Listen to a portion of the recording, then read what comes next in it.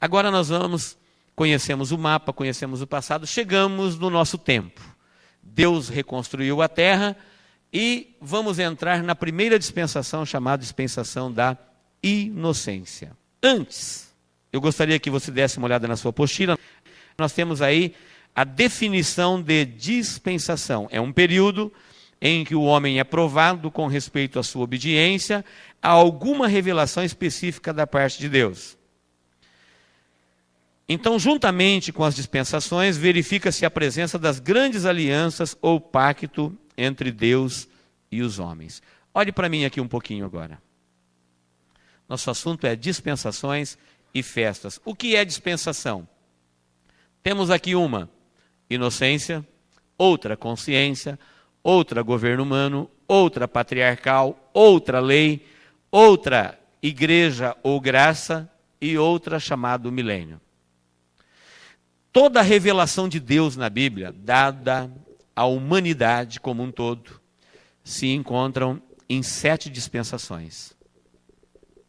Deus planeja, executa, revela e termina o tempo do homem. A Bíblia fala de tempo de Deus, plenitude do tempo de Deus, cumprindo-se o tempo de Deus. É isso que nós vamos estudar.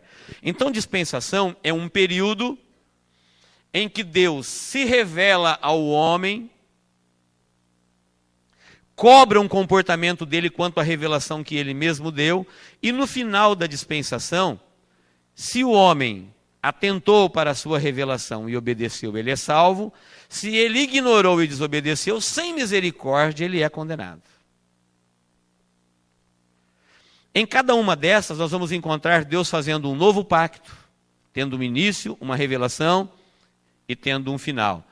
E sem se importar com a quantidade de pessoas que se salvam ou não, Deus executa juízo no final de cada uma delas. A revelação de Deus, ela vai sendo gradativa. Cada uma dessas dispensações, elas vão ficando mais abrangentes.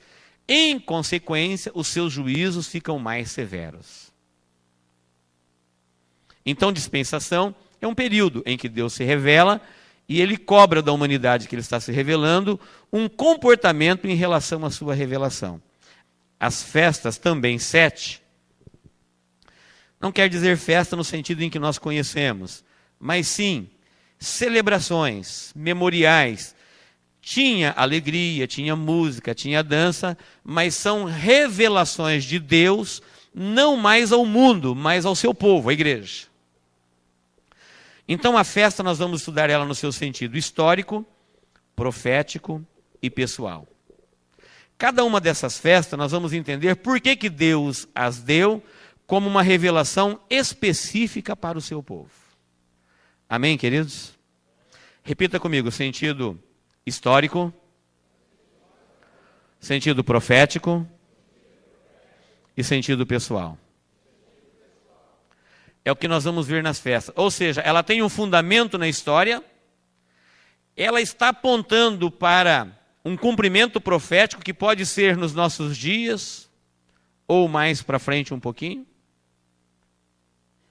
E ela também tem uma aplicação pessoal. Nós vamos ver nas festas que é um assunto que tem a ver com a nossa vida hoje.